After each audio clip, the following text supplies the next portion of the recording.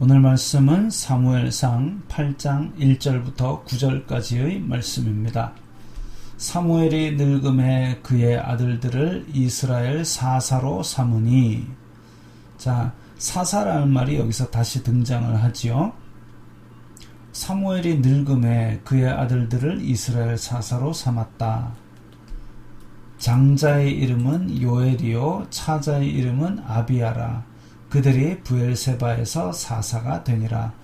브엘세바는 저 아래에 있습니다. 이스라엘의 제일 남단 쪽에 있는 곳이 브엘세바인데 거기서 사사가 되었다.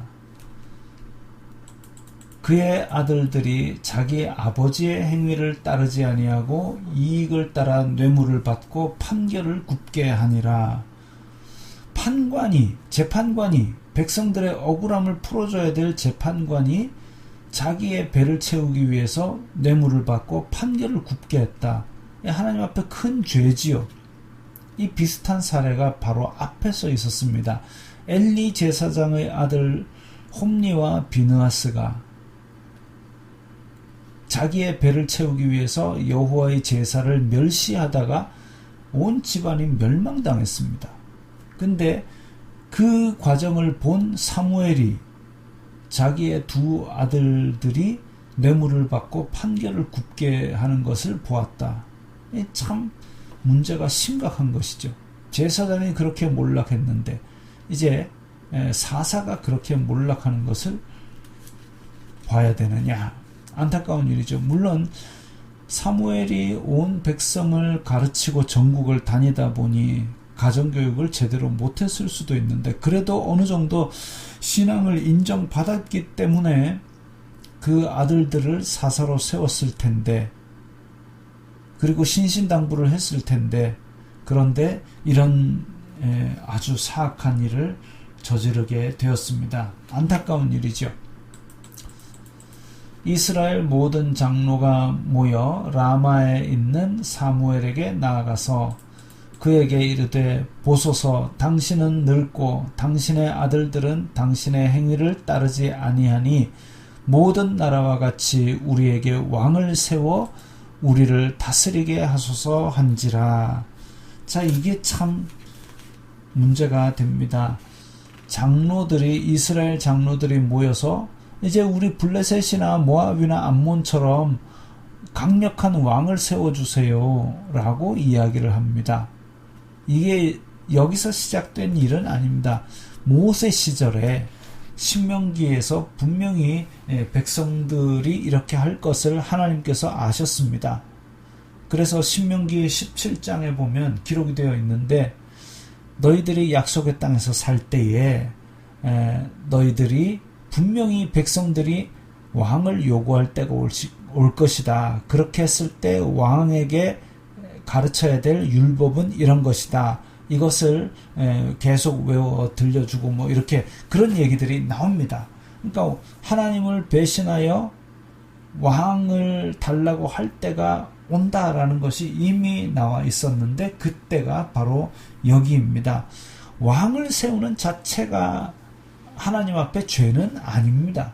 그런데 지금 왕을 세워달라라고 하는 동기는 뭐냐면, 이제 하나님이 더 이상 왕이 아니고 우리가 인간의 왕을, 눈에 보이는 우리의 통치자를 달라 이거죠. 그런 부분이 이제 뒤에 나오기 때문에 이것이 죄가 되는 겁니다.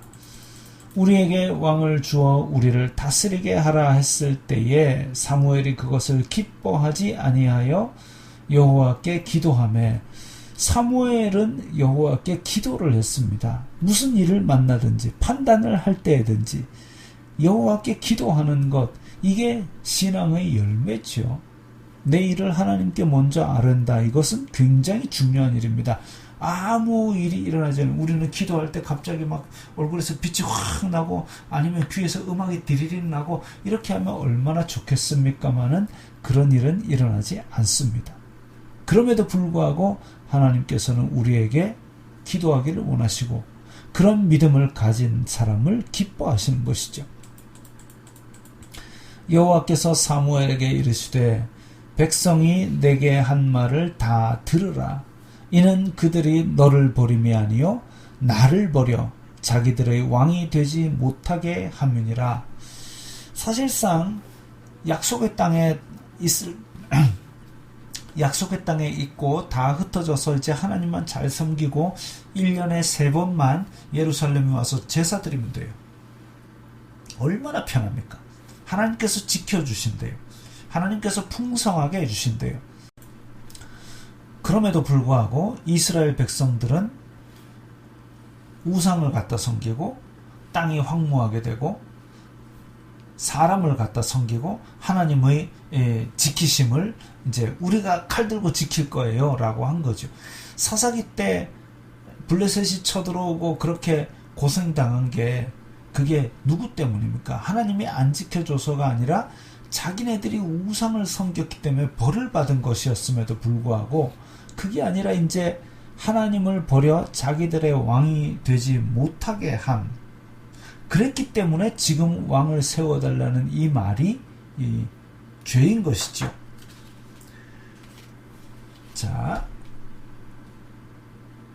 내가 그들을 애굽에서 인도하여 낸 날부터 오늘까지 그들의 모든 행사로 나를 버리고 다른 신들을 섬김같이 내게도 그리하는도다. 그러므로 그들의 말을 듣되 너는 그들에게 엄히 경고하고 그들을 다스릴 왕의 제도를 가르치라.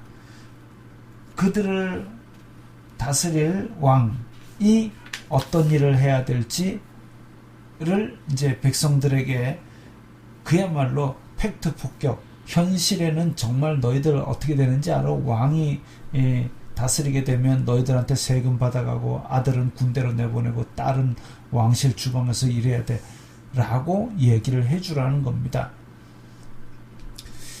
어떻게든지 나라가 서고 그리고 거기에 통치자가 있으면 그야말로 백성들에게는 짐이지요. 세금을 내야 되고 또 나라에 필요한 일들을 가서 해야 됩니다.